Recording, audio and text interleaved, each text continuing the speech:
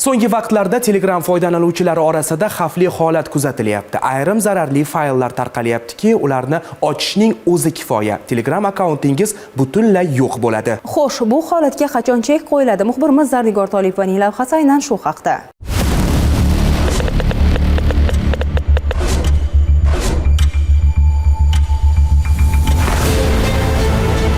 Ana shunga o'xshagan holat sizda ham kuzatilgan. Qaysidir tanishingizdan yoki oila a'zoyingizdan shunga o'xshash SMSlar kelgan. Faylni ochishingiz bilanoq Telegramingiz o'chiriladi va uni qaytib tiklashning imkoni yo'q.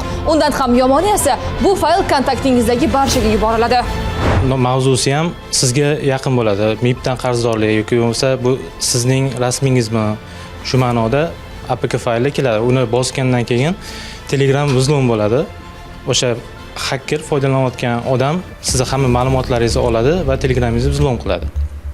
Shundan so'ng hamma ma'lumotlar unga o'tib ketadi.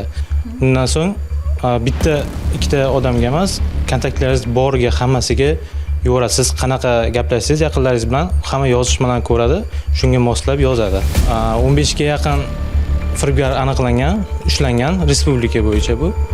Ularga qonuniy chora ko'rilyapti. Bunday fayllar ko'pincha oddiy video, hujjat yoki yangilanish ko'rinishida yuboriladi. Birgina ochilgan hujjat Telegramni emas, butun muloqotingizni izdan chiqarishi mumkin. Eng xavotirlisi esa bu kabi holatlar faqat ma'lumotlar bilan cheklanmaydi. Oqibatda siz moliyaviy yo'qotishlarga ham duch kelasiz. Akkaunt o'chib ketgan paytda sizning nomingizdan yaqinlaringizga qarz berib turing, shoshilinch pul kerak degan xabarlar yuboriladi va odam o'z pulini o'z qo'li bilan firibgarga topshiradi. Kartadan pul yechib olayotganlarga biza o'sha qaysi kartaga tashlaganligi bo'yicha skrinshotlarni olamiz. Shu bo'yicha har bitta bank bilan, markaziy bank bilan va tijorat banklari bilan hamkorlikda ishlaymiz. Shu orqali ma'lumotlarni olib, uni topishimiz mumkin firibgarlar. Shu sabab Telegram foydalanuvchilaridan har qanday noma'lum faylga nisbatan hushyorlik talab etiladi. Birgina ochilgan fayl yillar davomida foydalanilgan akkauntingizni butunlay yo'qolishiga olib kelishi mumkin. Zarnigor Tolipova, Abdurahmon Zaripov, Ovoz informatsion dasturi uchun.